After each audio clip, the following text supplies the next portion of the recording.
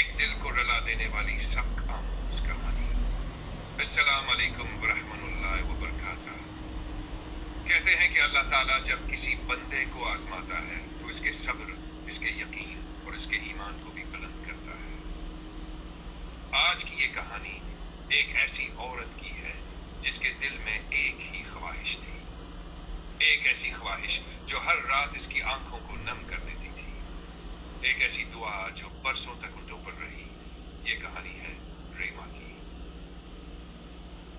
रीमा एक नहायत नीक, बाहया और नरम दिल औरत थी। उसकी शादी को 5 साल गुजर चुके थे। घर में हर चीज मौजूद थी, मोहब्बत करने वाला शोहर, अच्छा घर, इज्जत और सुकून। मगर एक चीज की कमी थी, औलाद की कमी।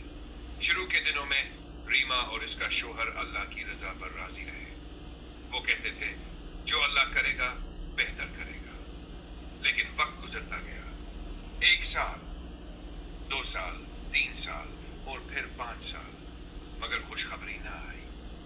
आहिस्ता आहिस्ता लोगों की बातें जख्म बनने लगी। जब भी किसी तकरीब में जाती तो कोई ना कोई पूछ ही लेता, अभी तक बच्चे नहीं हुए। डॉक्टर को दिखाया है, किसी आमिल से राबता किया। कुछ लोग तो यहां तक कह देते शायद किस्मत में औलाद नहीं। ये अल्फाज दूसरों के लिए शायद मामूली थे, मगर रीमा के दिल में तीर की तरह उतर जाते थे। वो मुस्कुरा देती, लेकिन रात को अपने कमरे में जाकर खामोशी से रोती। कई रातें ऐसी गुजरे जब इसके आंसू तकिए को भगो देते थे। वो उठती, वजू करती, जाए नमाज बचाती और सजदे में गिर जाती। उसके होंठ कांपते हुए कहते, या अल्लाह, मेरी झोली खाली है मगर तेरी रहमत बेहिसाब है। मैं लोगों से नहीं, सिर्फ तुझसे मांगती हूँ।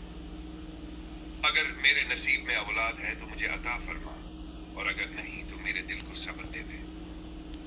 रात गुजर जाती मगर दुआ खत्म न होती। एक रात रीमा बहुत ज्यादा रोई। उसे लगा शायद उसकी दुआएं आसमान तक नहीं पहुंच रही। तब उसके शौहर ने उसके आंसू पूंछते हुए कहा, रीमा, कभी ये मत सोचना कि अल्लाह तुम्हारी दुआएं नहीं सुन रहा। वो हर आंसू को जानता है। शायद वो तुम्हारे लिए कुछ ऐसा तैयार कर रहा है जो तुम सोच भी नहीं सकती। ये अल्फाज सुनकर रीमा के दिल को कुछ सुकून मिला।